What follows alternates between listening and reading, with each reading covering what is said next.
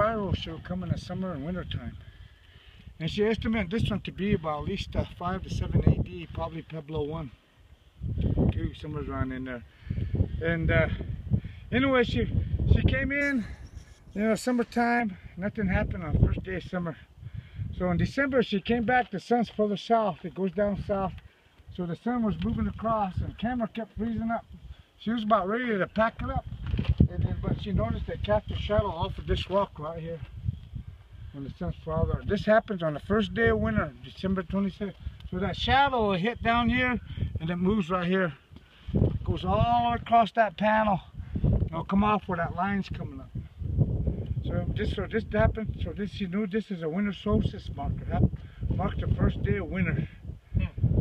So right here, she videotaped. That's why I say she knew Walter Hanna. She began to know some Hopis, and she videotaped like that. And watching that shadow, and she took it to Hopi, and then that Walter Hanna said, "Man, where'd you find this panel? It's a great panel."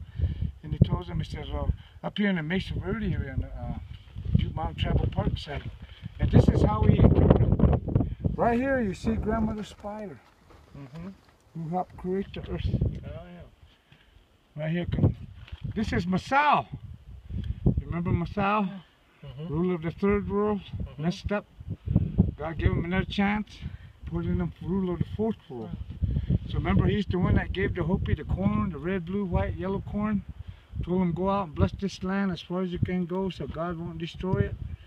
So that's what they were doing, according to Masao. That's why they went to the tip of South America. Masao, ruler of the fourth world. So there he is. Comes right here. This is germination god. It went below it. That shadow went below it, didn't touch it. And they said, this is germination. Since it's winter time, they don't bother it. They let it rest. So the shadow went below it. It goes right through here. This is the rain clouds in the rain. 5 lines. When you see 5 lines in the Hopi way, represents rain or water.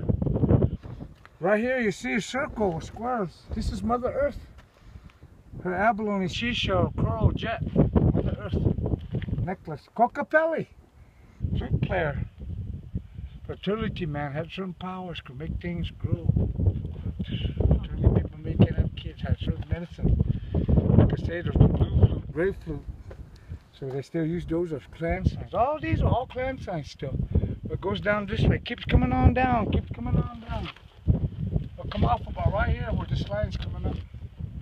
You can see some old ones here. Maybe Basket Maker, Pueblo 1. That's why I say you can find panels here spanning 1,200 years on one panel. From Basket 180 up to like 1200s. There's clan signs, star. Remember I tell you they're following the blue star? 1, 2, 3 guys. Right here, this one here. That's the sea popple. That's the sea popple. Places that you see that hole in the Kiva floor.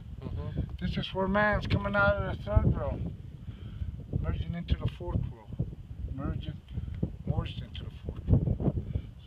So you know what happened to the first 3 worlds? Evil wickedness took them. We got easy life. So now we're on our 4th round. So they already knew these 3rd, 4th world stories. So that's why the Hopi say we're on our 4th round. Fire, ice, and flood destroyed the first world because of our wicked evilness. So that's why he says very important for us to tell these parents now, to teach their children, because this generation is going to see things. We're going to be challenged. We're either going to save the world for our children, our grandchildren, or we're going to destroy this generation. And that's written to already. Grandmother Spider already told them, I'm going to leave you 2 things before you leave, you Hopis. Grandmother Spider said, this ain't only for you Hopis. This is for all your brothers and sisters of the world. Tell them to try to understand why things are. Also be good to each other. Take care of each other. Love each other. Like I loved you. That's the only 2 things she said. And now you know this creation story, the panel. So you can either hear the drought or sickness, or you can build creation stand and beauty in front of you, beauty beside you, beauty all around you. That's how this couple formed. But they couldn't tell us these things until certain times came in the future, they said. And these stories are going to come out when we need it. And so in the last 8 years for me, this came out. And I thank Walter Hanna and Virginia Woolf for bringing this story back. think it's a very important story about our humanness, where we're headed. So if you know how to read these stories, now that you see it, it looks like it opened a door to you and let you in. Now you know your true Father, your purpose in this life for your children, not us. This story is for our children and grandchildren. Leave them fresh air, fresh water, fresh land, a lot of deer, winter, spring, summer, and fall that we enjoy. Save that for our children, grandchildren, and their children. So that's what he says. This story ain't for us. This story is about our children.